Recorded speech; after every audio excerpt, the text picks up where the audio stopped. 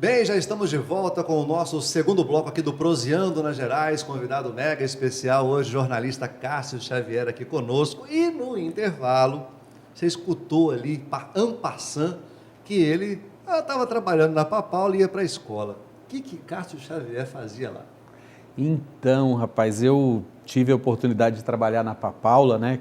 Um abraço aí pro Márcio Pádua, né? Que era nosso patrão lá, e o Márcio Nobre, que era meu gerente, eram os Márcios, né? Tinha Márcio Garçom. Fiz muita amizade ali, foi um período importante, né? Trabalhava no Cais. No Caixa. Era muito interessante, uma profissão que a gente tem que valorizar muito, uma profissão maravilhosa. A convivência ali com os garçons, com os copeiros, com as cozinheiras, com o pizzaiolo, com o Zé Paulo. Um grande abraço para o Zé Paulo. Realmente um dos pizzaiolos maravilhosos que Montes Claros tem. Eu acho que é um patrimônio, né, o Zé Paulo. Então, assim, eu acho que tudo que eu vivi foi muito rico e prazeroso, né? Foi muito bacana. Foi o primeiro emprego, não? Não. Quando a gente é jovem, na minha geração, a gente sempre estava querendo trabalhar, e como todo menino que queria trabalhar e ter o seu dinheirinho, né? Uhum.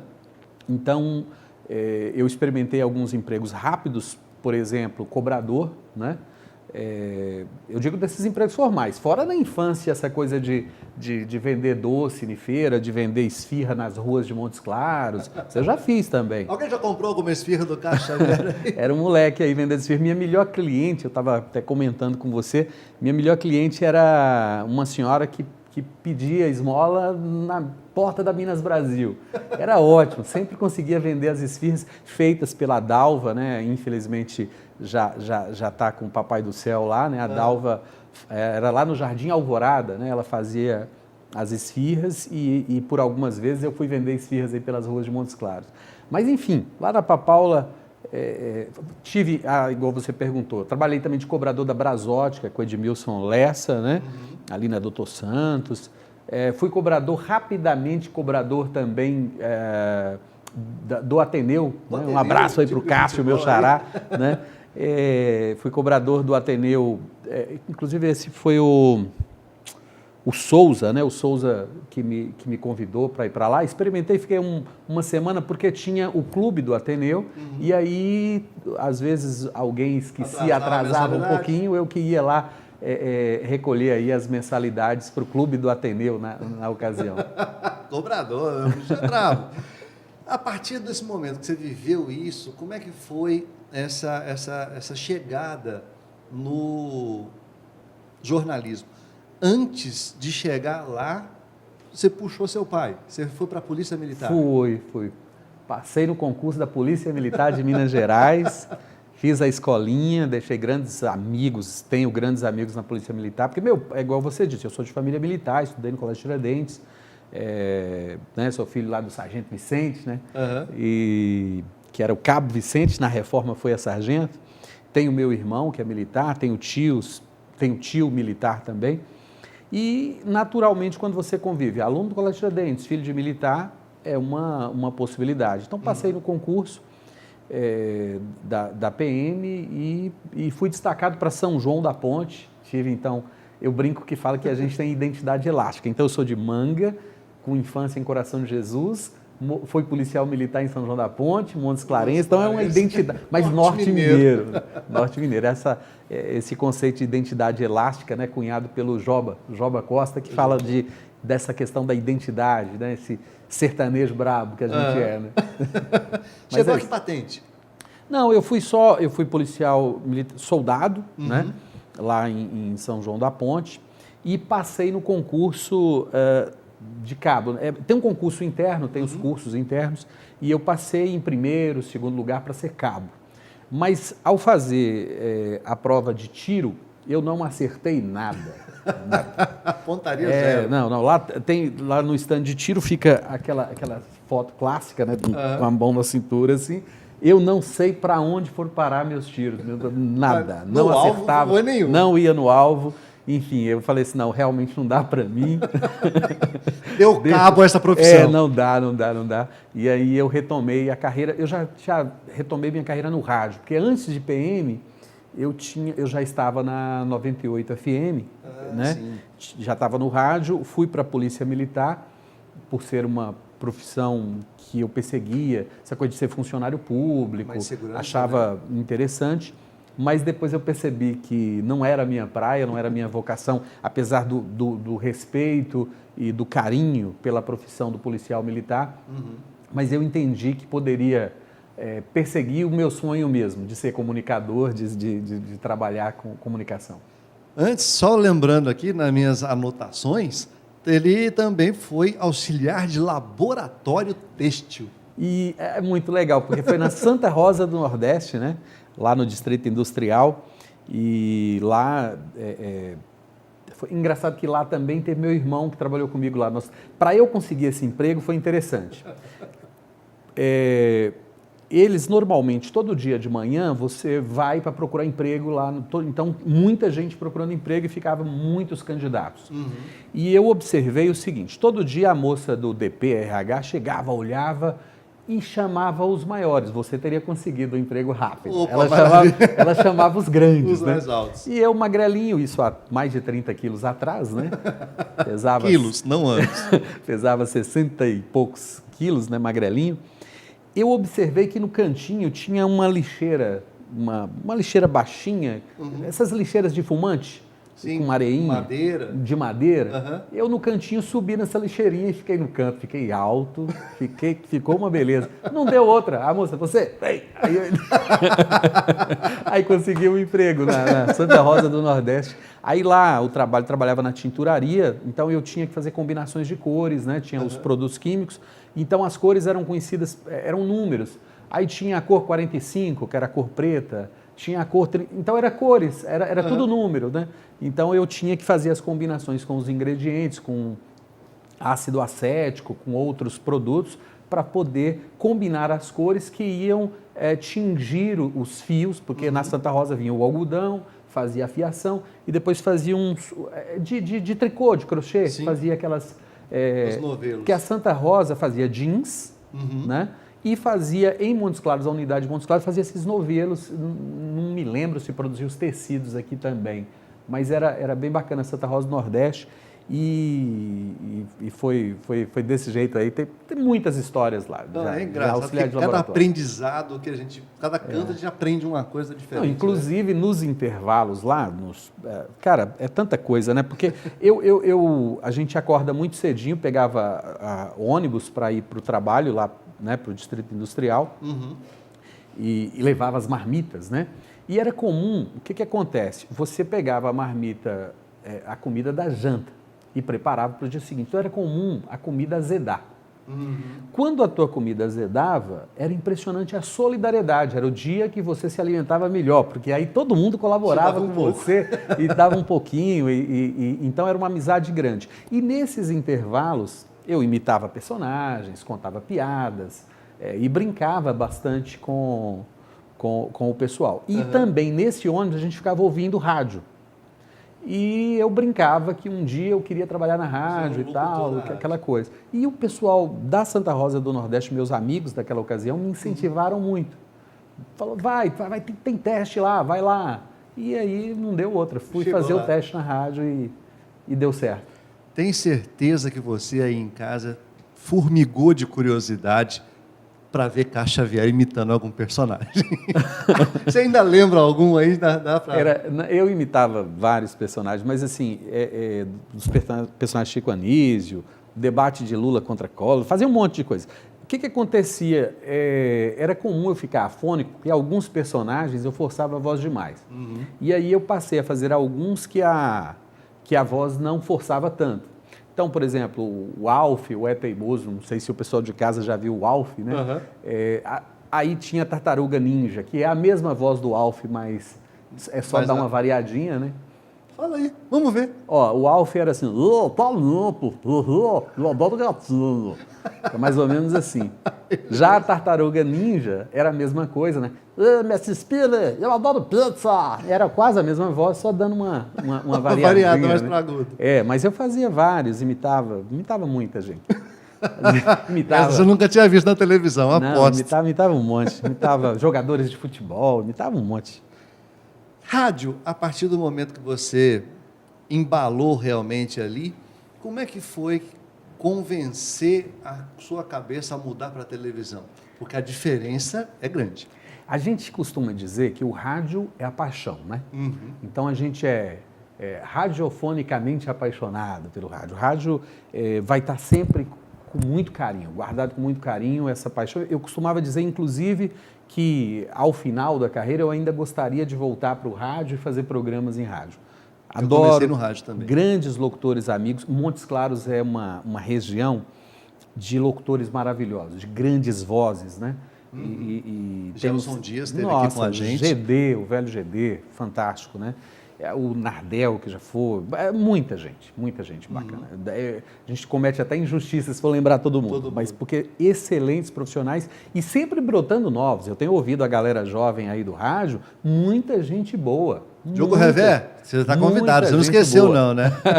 O Diogo, filho lá do nosso Edson Andrade. O Jean Paulo teve aqui também. Jean Paulo é ótimo também para imitar o personagem, brinca. Todo mundo que vai para o rádio brinca com a voz, não tem jeito. Então, assim, até me perdi aí, nem sei onde é. Para a televisão, como é que foi a ponte? Isso. O que acontecia? Então, era no morro, Morrinhos, minha vida naquele morro. Né? Então, o que acontece? A televisão, sempre que precisava de alguém para gravar um comercial, para gravar alguma coisa, buscava no rádio. Uhum.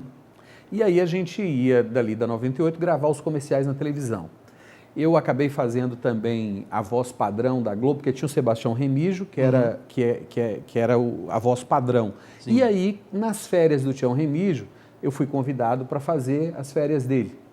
Fiz por 2 ou 3 anos. E a televisão antigamente, a TV Montes Claros, saía do ar meia-noite e voltava às 5, 6 da manhã. Né? E aí tinha um texto, né? Faremos agora uma pequena pausa em nossa programação. E aí, eu sei isso até hoje, de cor, esses textos todos.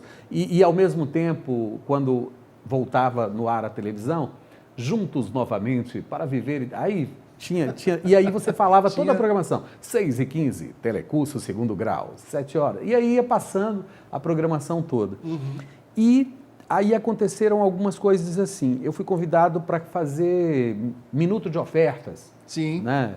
Eu fui convidado uma vez, meu primeiro propaganda em televisão foi para as lojas, eu estou fazendo merchan para caramba, lojas Acaiaca. Acaiaca. Acaiaca. A Acaiaca fez uma campanha nas eleições de 82, me parece que acho que o prefeito eleito na ocasião foi o Tadeu, né, o Luiz Tadeu Leite, e aí eu vesti um terno, né, para vender terno, magrelo, né, aí, um cabide. Mas estava lá falando, atenção senhores prefeitos e vereadores eleitos no último pleito, e não sei, e para vender os ternos da Acaiaca. Copia. e fiz, aí então comecei a fazer essa ponte para a televisão, uhum. E aí comecei a apresentar o Norte de Minas Rural, né, e junto com a Selma Gonçalves. Selma Gonçalves. Né? Apresentei ao lado de Selma e a gente fez uma dupla bacana no norte de Minas Rural durante muito tempo, até surgiu a oportunidade de ser convidado para ir para a televisão mesmo. Para a parte de jornalismo. Isso. Aí deixei Raquel, um grande abraço aí para Raquel, para o Paulinho Narciso, para o Roy Chaves, né? Deixei minha turma do rádio lá e subi um pouco mais o morro ali para a TV Montes Claros.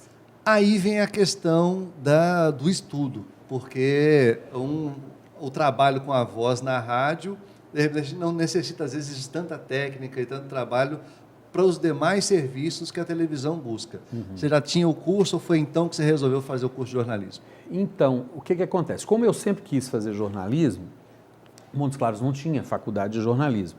Então, naturalmente, você busca... E era comum não existia curso de jornalismo, assim como na história da televisão. Quando a televisão nasce, busca profissionais no rádio, na televisão, da mesma forma que a TV Montes Claros buscava profissionais, ou nos jornais impressos, ou nas emissoras de rádio. Então, no meu caso, buscou na rádio.